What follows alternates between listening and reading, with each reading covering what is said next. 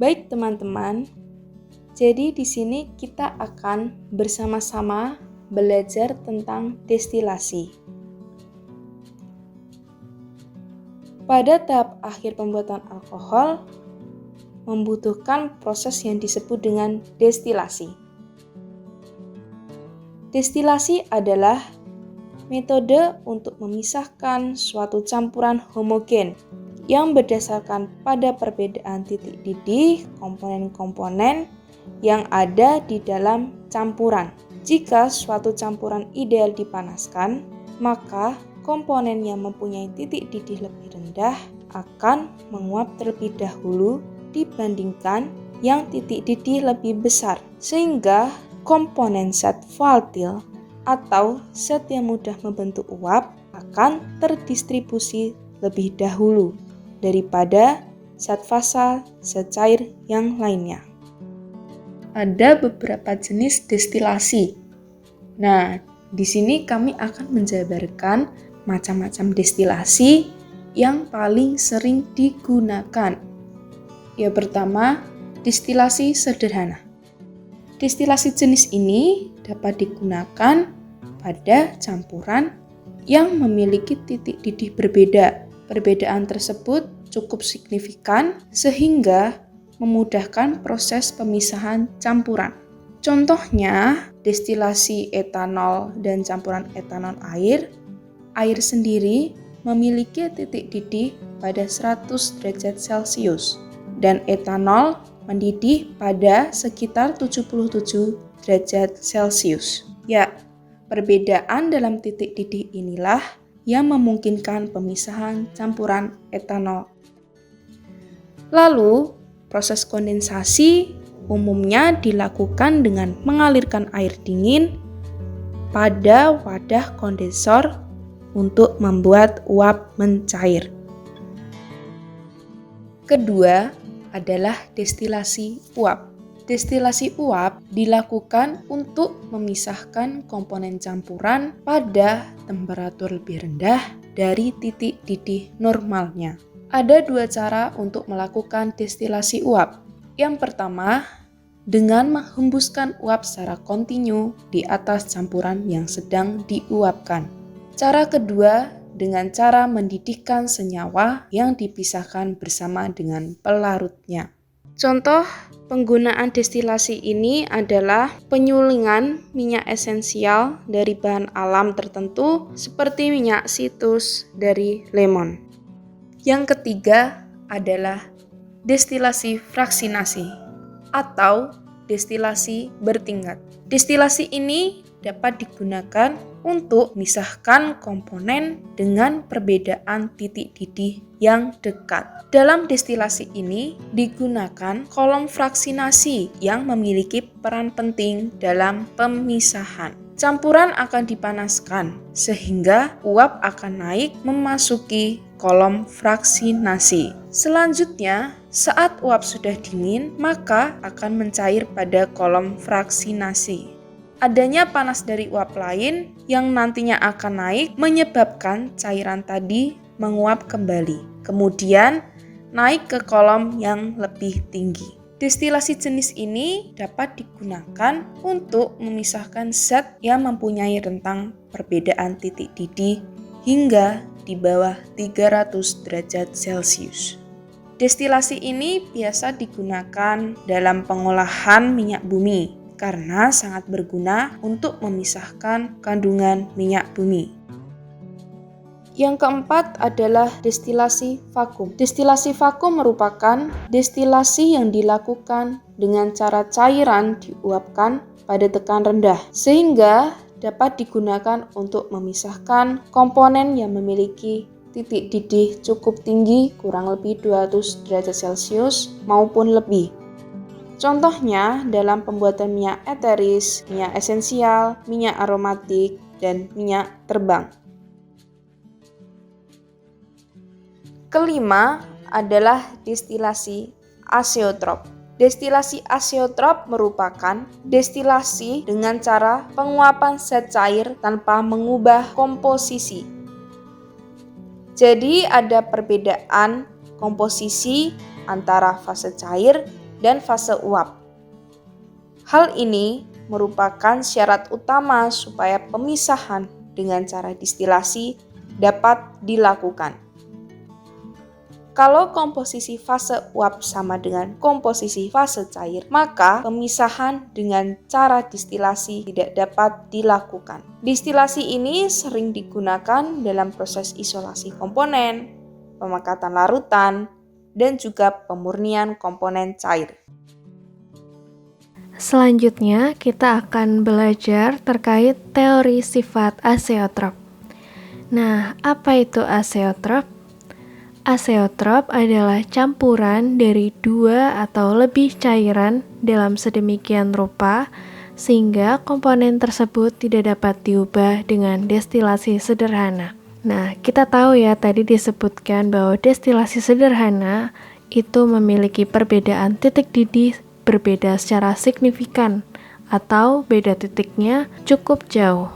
Kalau dilihat dari istilah atau arti katanya, kata azeotrop berasal dari kata Yunani, zein, yang artinya mendidih, dan juga tropos, yang artinya memutar, yang kemudian dikombinasikan dengan awalan alpha. Untuk apa? Untuk memberikan makna secara keseluruhan bahwa azeotrop adalah sifat di mana tidak ada perubahan pada saat mendidih. Kemudian, setiap azeotrop itu memiliki titik didih yang khas. Ada dua jenis. Yang pertama, titik didih suatu azeotrop positif dan juga titik didih suatu azeotrop negatif. Nah, bagaimana cara membedakannya?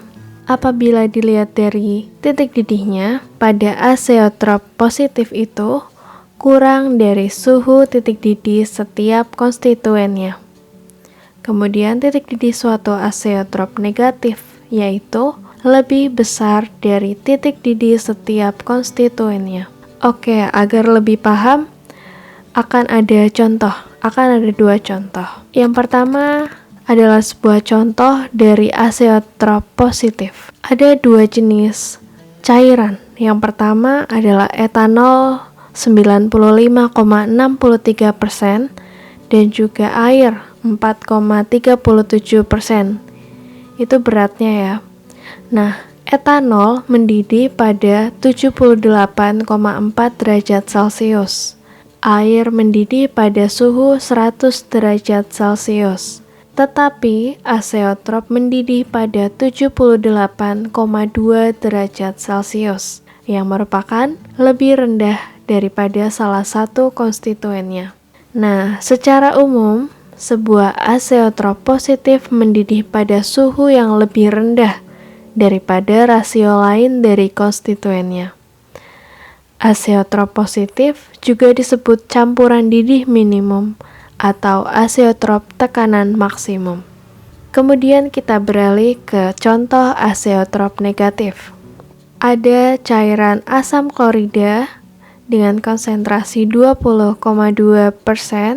dan air 79,8% yang merupakan beratnya. Hidrogen klorida mendidih pada suhu minus 84 derajat Celcius, sedangkan air mendidih pada suhu 100 derajat Celcius. Tetapi azeotrop mendidih pada suhu 110 derajat Celcius yang lebih tinggi daripada salah satu konstituennya. Secara umum, sebuah azeotrop negatif mendidih pada suhu yang lebih tinggi daripada rasio lain dari konstituennya. Azeotrop negatif juga disebut sebagai campuran didih maksimum atau tekanan azeotrop minimum. Selanjutnya kita akan belajar terkait destilasi kolom. Destilasi kolom merupakan proses pemisahan secara difusi berdasarkan volatilitas dari komponen-komponen yang ada akibat perbedaan titik didih masing-masing komponen. Bahan baku destilasi kolom adalah hasil fermentasi anaerob suatu produk dengan berbantuan mikroorganisme seperti kamir. Destilasi kolom itu mirip seperti destilasi bertingkat, hanya saja satu outlet. Jadi, perhitungan kemurnian produk tergantung tingginya kolom. Semakin tinggi kolom, maka produk akan semakin murni. Selanjutnya kita akan membahas terkait komponen dari destilasi kolom. Yang pertama, komponen pada destilasi kolom tersusun dari seal vertikal, di mana pemisahan komponen cair dilakukan.